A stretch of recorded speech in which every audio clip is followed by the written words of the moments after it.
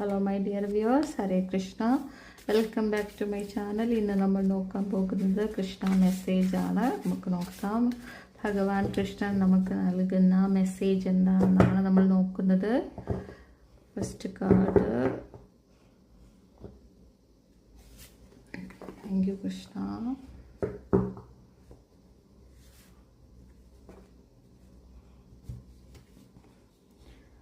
ആദ്യമായിട്ട് ഭഗവാൻ തന്നിരിക്കുന്നത് ഈക്വൽ എന്നാണ്. നമ്മൾ എല്ലാവരെയും ഈക്വലായിട്ട് കാണണമെന്നാണ് ഭഗവാൻ പറയുന്നത്.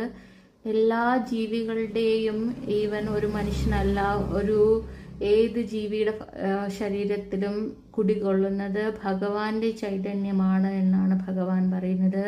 അതുകൊണ്ട് നമുക്കത് കാണാൻ സാധിക്കണം. നമ്മളൊരു കൃഷ്ണഭക്തനാകുമ്പോൾ അല്ലെങ്കിൽ ദൈവവിശ്വാസിയാകുമ്പോൾ നമ്മൾ ചിന്തിക്കേണ്ടത് എന്താണ്? എല്ലാത്തിലും കുടികൊള്ളുന്നത്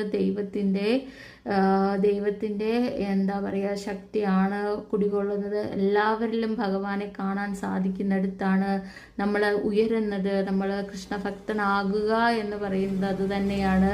മറ്റുള്ള ഏതിലും ഒരേപോലെ, എല്ലാവരെയും ഒരേപോലെ കാണാൻ സാധിക്കുക എന്നുള്ളത് തന്നെയാണ് ഏറ്റവും വലിയ കാര്യം. ഏറ്റവും വലിയ ഭക്തൻ എന്ന് പറയുന്നതും അത് തന്നെയാണ്. രണ്ടാമത് നമുക്ക് കിട്ടിയിരിക്കുന്നത് സിംപ്ലിസിറ്റി എന്ന് പറയുന്നതാണ്. നമ്മളെ എപ്പോഴും താഴ്മയായിട്ട് ജീവിക്കുക.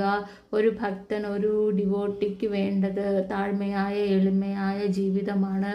അത് മറ്റുള്ളവരുടെ മുന്നിൽ കാണിക്കുക, പ്രദർശനം ചെയ്യുക എന്നല്ല ഭഗവാൻ ഉദ്ദേശിക്കുന്നത്.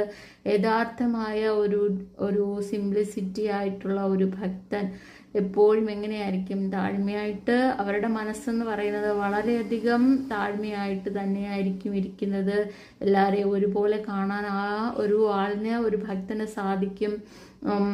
ഒന്നിലും പ്രകോപിതനാകാത്ത ഒരാളാണ് എന്ന് പറയും യഥാർത്ഥമായ സന്യാസി എന്ന് പറയുമ്പോൾ. ആ ഒരു വ്യക്തി ഒരിക്കലും ഒന്നിലും അടിമപ്പെടത്തില്ല. ദൈവത്തിൽ മാത്രമേ അടിമപ്പെടുള്ളൂ, അല്ലെങ്കിൽ ആ ഒരു ശക്തിയിൽ മാത്രമേ അദ്ദേഹത്തിൻ്റെ മനസ്സ് സമർപ്പിക്കുകയുള്ളൂ. അങ്ങനെ ജീവിക്കുന്നതാണ് യഥാർത്ഥ ഭക്തൻ എന്നാണ് ഭഗവാൻ പറയുന്നത്. എല്ലാവർക്കും എല്ലാവിധ അനുഗ്രഹങ്ങളും ഉണ്ടാകട്ടെ. ഭഗവാന്റെ അനുഗ്രഹം എല്ലാവർക്കും ഉണ്ടാകട്ടെ എന്ന് പ്രാർത്ഥിക്കുന്നു. Thank you my Lord. Thank you Krishna. Thank you my viewers.